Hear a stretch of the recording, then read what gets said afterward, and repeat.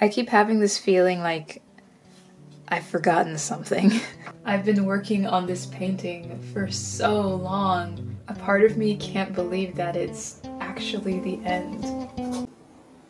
But it is! And so we have arrived. The final chapter of this little story about a little spark of inspiration. It's time to take a sketch and bring it to life, to finally put paint to paper and complete the most complicated painting I have ever attempted. It's been quite the journey so far, but it's far from over yet. So, let's get to that finish line.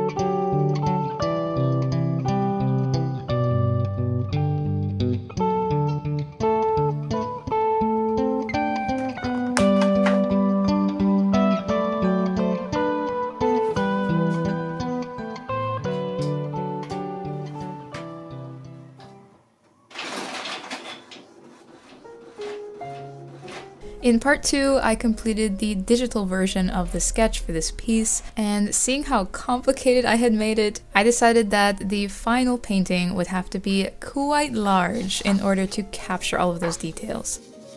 However, my printer can only print up to standard letter size sheets of paper, so what I did was chop the sketch in half and print it out on 2 separate pieces of paper, and then tape them together to get the right size template for transferring to my final artwork paper.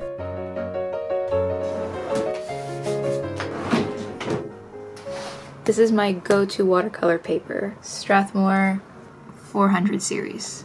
And I buy it this humongous so that I can cut it down to any size that I want.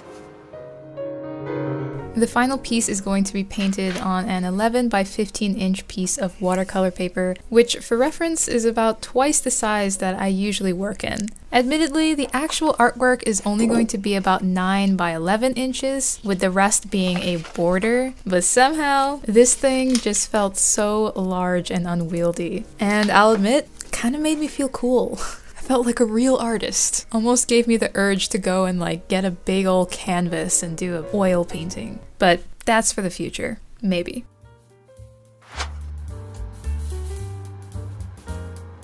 Once my printed template was nicely secured to the back of my watercolor paper with some tape, it was time to trace it. At the moment, I still do not own a lightbox, so I use my laptop as a lightbox instead. I just open a pure white background, put my screen brightness all the way up, and it works really well.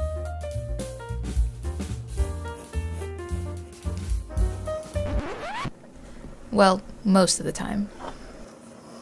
I left most of the little details rather vague in the digital sketch, and I did this on purpose because it can be hard to gauge the size and scale of the final piece of art from your computer screen, or at least my computer screen, which is pretty small. So I really just focused on the main shapes and placement of things and left the final details to be done once I had everything on the paper.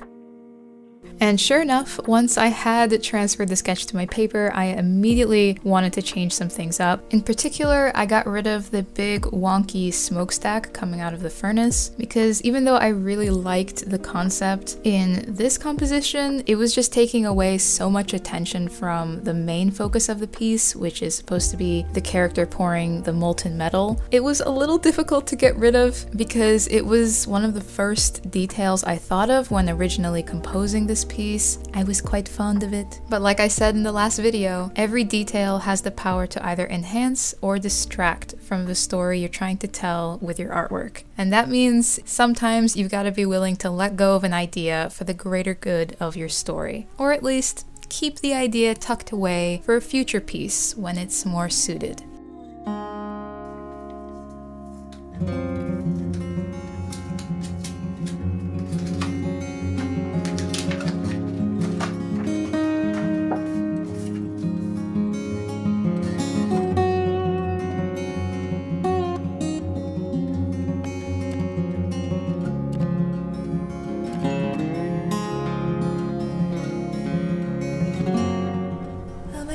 Jim has a new little baby. It's so cute and small. I knew this painting would take me some time to complete, so rather than taping it down to my art desk like I usually do, I wanted to tape it to a board that I could move around in case I needed to use my desk for other things before the painting was finished. But this proved to be a bit tricky. I actually bought a drawing board some time ago for the premium price of $5, which I thought I could use here, but I noticed that my masking tape would rip off the surface, and I just didn't know how it would hold up after days of being taped down and wetted and re-wetted. Didn't want to risk it. So I did some scavenging and managed to find this very thin piece of plywood. I have no idea what it was for. It might belong to one of my housemates and I literally just stole it. But I'll put it back where I found it later. No one needs to know. Shh. It is very thin, but felt pretty sturdy, and the tape behaved much better on this surface. So just crossing my fingers it works out and I don't destroy it before I return it. Now, when working on a watercolor painting of this size, I've heard that it's highly recommended to pre-stretch the paper. Welcome to Steve Facts. Stretching watercolor paper is a process where you soak the paper in water and let it expand fully before taping it down. Once dry, the paper can then be painted on like normal, except now, no matter how wet you make the paper during painting, shoot, too wet, it won't warp or buckle. What a masterpiece!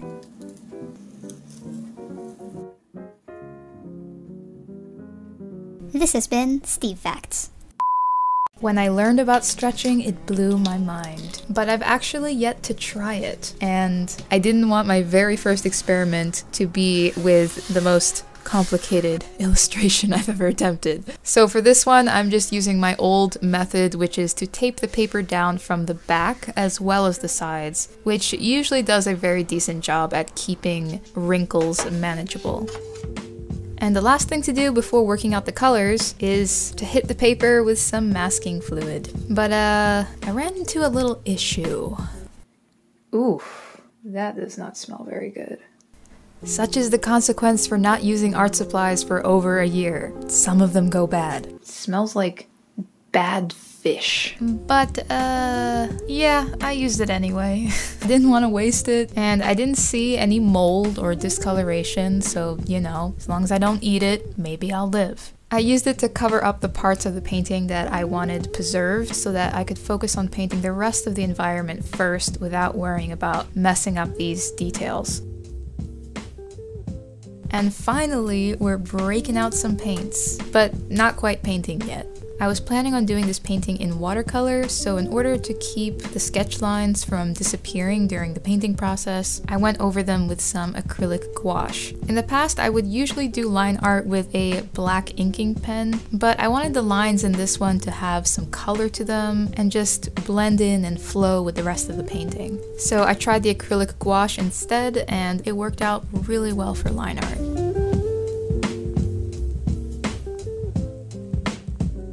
I worked out the color palette for this piece digitally, as I do with most of my traditional paintings. It just helps me mentally break down the process and give me a reference point for mixing my colors. But this one was really hard because there were so many details, and I did not want the colors to become obnoxious or irritating to look at. So I actually turned to some of the art books I have on my shelf just to observe how some of my favorite artists tackle more complicated or large scenes. I love this piece by Heikala. Even though this piece by Heikala has a completely different vibe and color palette that I'm planning on going with for my painting, it's really inspiring to see the way she handled all these details. There's a lot of repeating colors. There's really only 3 main colors in this whole painting: pink, green, and gray. But the placements of them are very thoughtful. Shout out to Heikala. I can definitely recommend this book, by the way. Very pretty. And the trick really seems to be to keep the color palette limited and simple. Just because there are a million objects, that doesn't mean each one needs to be a different color. So I really focused my efforts on just two main colors for this painting, a pretty saturated orangish color for the glow of the fire and the pouring metal, and a more muted bluish purple to set the atmosphere of this being a night scene. And I tweaked those two colors a bunch to hopefully get a combo that looked nice together.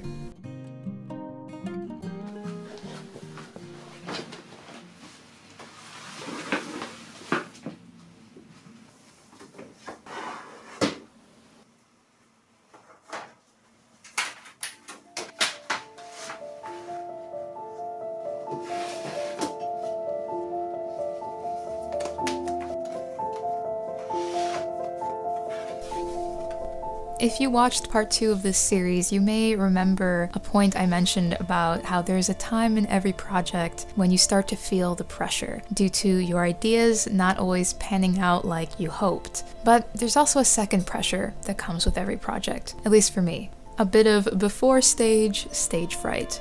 It's the time when you've got your plan, you've done the research, you've got your step-by-step process, you couldn't be more prepared, but now it's time to execute. All your days and weeks of planning and prep all falls down to a couple hours of performance. And sometimes you question, or I question, if I'll be able to show up. I always feel nervous going into a painting. Every single time. No matter how big or small the painting is. I am still learning so much every day about draftsmanship, about paint and color and values and brush techniques. And I worry about screwing up, about ruining the painting or not doing the idea justice. It's been this way from the day I picked up a pencil and started drawing, and no matter how many years pass, I'm still faced with it every time I sit down to paint. But I've learned to make peace with the fact that these feelings probably will never completely go away. And that is just fine, because there's also a strength that lies in it.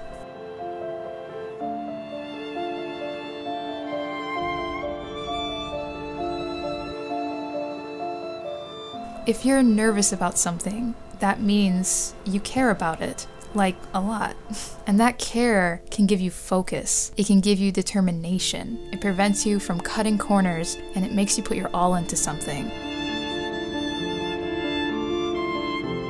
That is, of course, if you don't let that nervousness completely overtake you and stop you from taking that next step, from getting on stage. The way I continue to try to do this is by reminding myself of all the other paintings and projects I've done. How many times I wasn't sure I'd be able to pull through, but did. How many times I did screw up, but found a way to make it work regardless. Life goes on. At the end of the day, it's just one painting, one project, one video. So even if my spirit is a bit shaky, I can convince my mind to trust myself enough to put down that first brush stroke. And most of the time, that's all you need, to just get on that stage and start.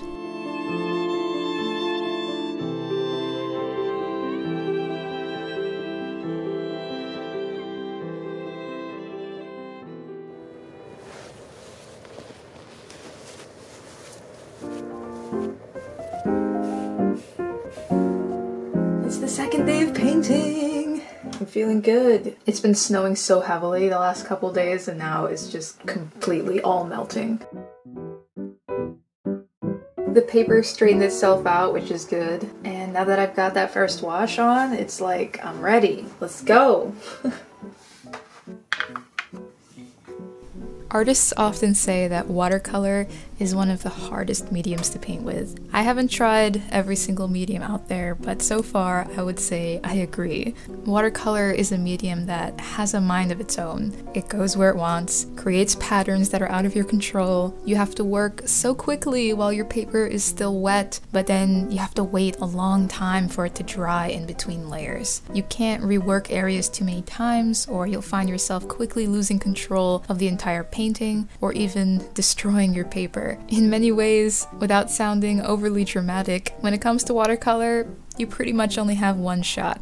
And to make the most of that one shot, you have to be thoughtful of your process, and you have to execute that process with focus, a level head, and a calm heart. What people call being in the zone. If you can get there, it's a wonderful place to be in. It's a time of pure focus and being absorbed in the moment. I think different people find the zone with different things. For me, nothing brings me more into the zone than art, drawing, painting. Sometimes it can be hard to get there. Layers of art block, procrastination, and nervousness to push through. Tons of before stage fright. But once I'm on stage, once paint has hit paper, I'm in the zone. And there's nothing else in the world I'd rather be doing. I realized that the overall value of this entire painting is not dark enough. I need this part and this part to be the lightest part of the painting, and right now everything's pretty flat. So I'm going to need to just do another wash over the entire painting to just make everything much darker. So I have my like nice little gross color here. I want it to get darkened, and I also want it to get a little bit more muted because right now I feel like it's very blue and orange. So I'm mixing together a warm red with a cool blue, which is how you get kind of a gross muddy purple. Okay, painting over your painting is like the scariest. I have it, it's all nice and dry right now. All right, so let's do it. Let's get some water. Some clear water, nice and gently up in there. We don't want to scrub it in too much because then it's going to start bleeding previous colors, which it kind of already is. It's alright, we'll be fine. We'll be fine. Steve, will we be fine? No. What? I'm joking. Oh. Or am I? Why do you have to be so mean to me, Steve? And we'll just nice and gently. And it's literally like painting a big old shadow. It would be way easier to do this if I had a larger brush, but alas I don't. So, you know, you gotta make do with what you have. No ifs, ands, or buts, just make it work. Okay, I think that's the best I can do. Okay, let me stand back and take a look at how this looks. Yes! That looks much darker and makes the light pop a bit more. And as you can see, the paper is pilling a little bit. This paper, it's a wood pulp paper. It's not really meant for, you know, extensive washes like I'm doing. But again, you know, work with what you have. Make it work. It's okay if it's not perfect. It's okay if it's not like top of the line always. You know, you do the best that you can, and I think that's kind of how you earn your right to invest in those better supplies later when you're faced with kind of proof that you need it because of the way that you like to work.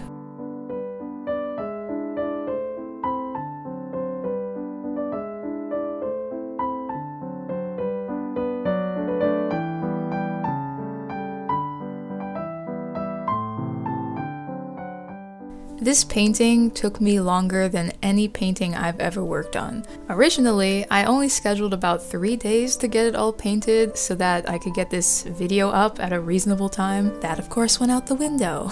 Because even though I probably could have pushed it and got it done in 3 days, doing that would have meant cutting corners, playing it safe, not getting as detailed, not experimenting as much. And after all the dedication put into this project, which you guys saw in the first 2 videos, I just didn't feel it would be right to finish off this project like that. I needed to put my all into this thing.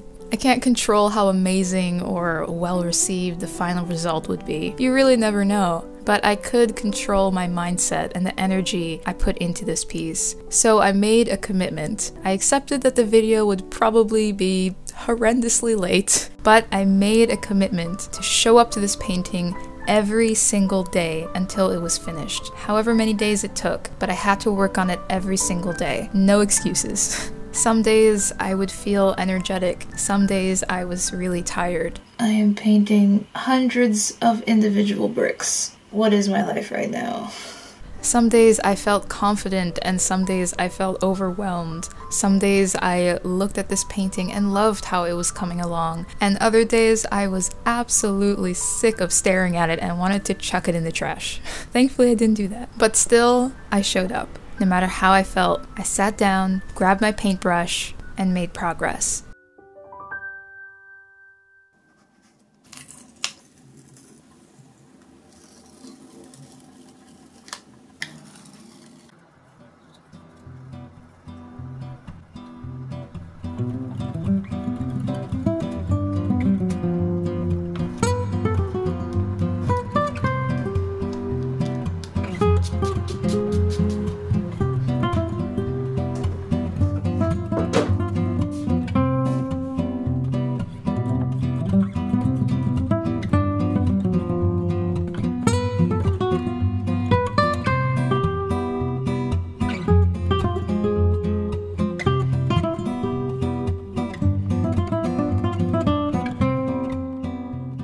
want to show you guys something really cool. This is a metal casting of a leaf my buddy gave me. He made it himself out of recycled aluminum takeout containers. And this is the wooden mold he carved for it. Back when I was doing research about metal casting for this painting, I just remembered like, hey, I know somebody who did metal casting as a hobby in the past, so I struck up a conversation about it with him. It was really great to talk to a real person. If you ever get that chance to talk to real people when you're doing research, do it. It's really great. I was able to ask questions about crucibles and furnaces, and he very kindly gave me this little leaf. It was one of his experiments, and I think it's super cool. It reminds me of like an elvish cloak pin. I just wanted to share that. Now back to painting.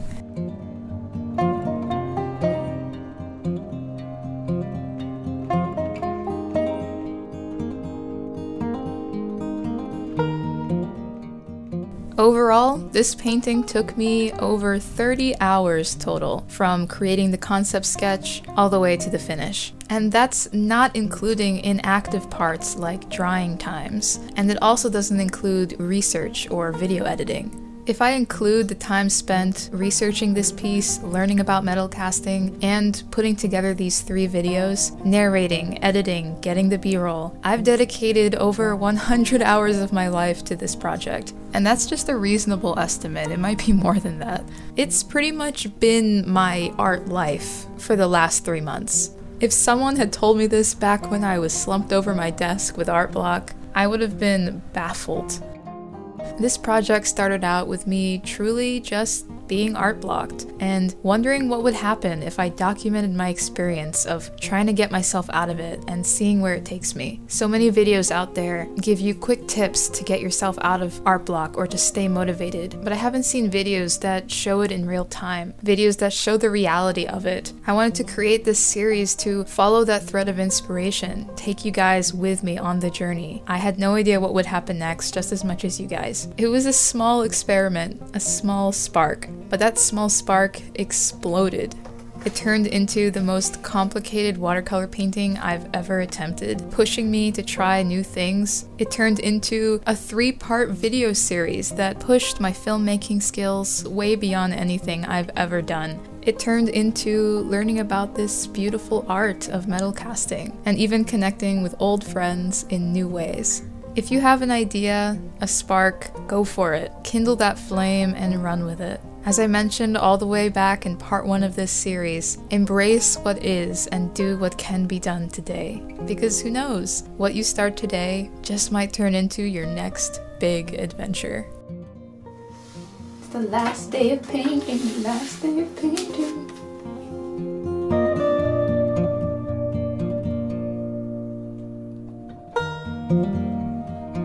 I keep having this feeling like I've forgotten something because I've been just working on this for a week and a half straight, and it's just so weird to just be like, okay, it's done today. I just arbitrarily decide that it is finished. It's very strange and weird, but I'm so excited to just peel this tape off and get that final reveal. Let's do it.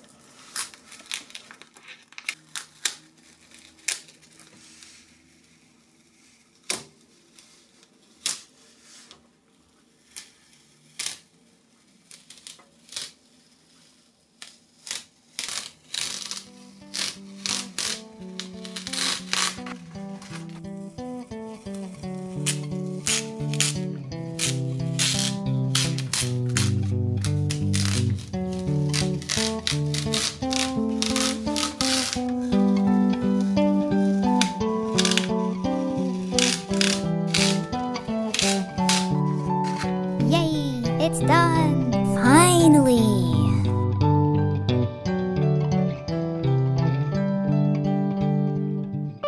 Thank you so much for following me along this little journey all the way to the end. Thank you so much for all of your patience, as I know this series took a long time to put together. And I'm curious, what have you been inspired by lately? Do you have a current spark? Let me know in the comments. We have such a lovely community here, and it's what keeps me in love with this platform. It's magic. and it keeps me determined to improve my skills both as an artist and a YouTuber. All I hope is to give you a moment of calm and motivation to fulfill your dreams as I continue to try to fulfill mine. It's hard, but it's worth it. We can do it together. So thank you for spending some of your day with me. If you enjoyed this video, please give it a thumbs up and maybe share it with a friend, as that truly helps this channel so much. And be sure to subscribe for more fun projects coming soon. If you'd like to throw a little extra support at this channel, consider giving a super thanks by clicking that little heart icon under this video. No pressure, of course, but any donations will always be put towards this channel and these videos. If you'd like to join my newsletter or check out my shop, you can find that and more over on my website, Zaccura.com. I'll have the link to that in the description box, along with links to all the materials I used in this video. I hope you have a beautiful day full of inspiration, and until next time, from me and Steve, stay awesome, stay inspired, and go find your spark. See ya!